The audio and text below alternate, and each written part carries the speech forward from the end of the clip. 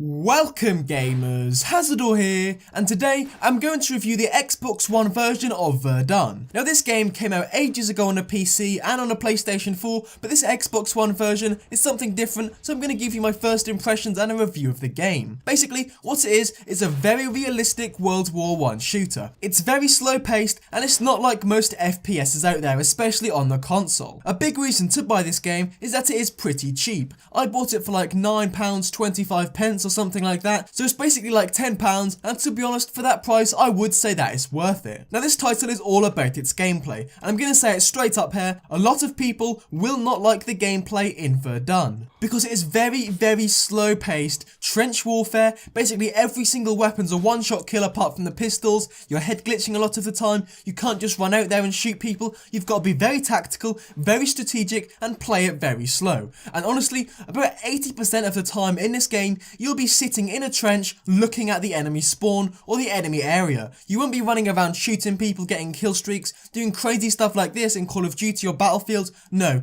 you'll be sitting there defending or attacking in a trench, just looking for enemies and picking them off with one bullet. And for a lot of people, they will absolutely love this. People who like World War simulators and games that are ultra realistic, Verdun is pretty much perfect for you. But for the average FPS fan out there, this game might not suit you. And without a doubt, I wouldn't call this game action-packed whatsoever. I would possibly say that it's the slowest paced first-person shooter that I've ever played, and again, that's not particularly a bad thing. Some people will absolutely love this, but some people will call this boring. And for me personally, I really did love this gameplay. It's something very different from what I usually play, and I really liked just sitting it out, picking off enemies, really concentrated on getting my kills, and honestly, in this game, you do not get a lot of kills, but every kill you do make is so satisfying. When you finally make it across no man's land, get in the enemy trench, and get 2 or 3 kills in a row is one of the best things I've done in gaming in a while. But a lot of the time, I was very frustrated, especially in the first 2 hours of this game. I nearly rage quit because it was so frustrating to play, getting one shot out of nowhere, and there's no kill cams either, so you don't know where you're getting shot from. So if you go into this game pretty blind and think it's going to be this amazing FPS that's action-packed, everyone's running around, you're going to get very disappointed and frustrated. But even if you do like these sorts of games, it's not a perfect title whatsoever. The final impression I get from this game is that it does feel like an early alpha game. It does not feel like a finished title whatsoever, and I think that is where the £10 price tag comes into play. This is not like a £50 game that's really polished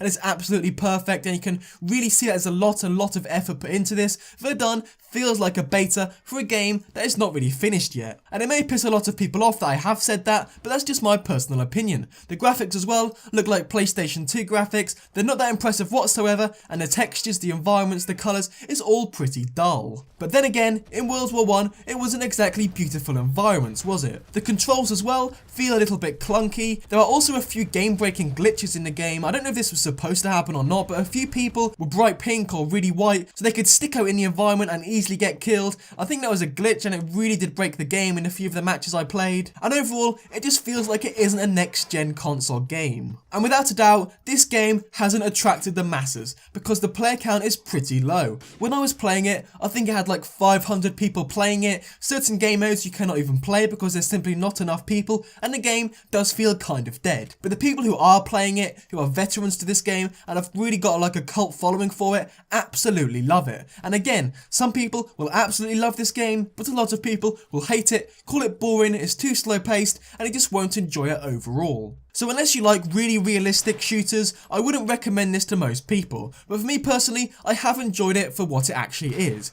It isn't expensive at all, I think it's worth the money, and it is worth picking up if you want to try something new. Just don't expect a really fast paced shooter, expect to be head glitching for most of the game, sitting at spawn, trying to kill off enemies and getting few kills. And as a verdict, I'd give the game about a 6 out of 10. It feels like a bad console port, the game in general feels unfinished, but what is actually there is really worth playing, especially for £9.25. But anyway guys, thank you for watching, like, comment and subscribe for more.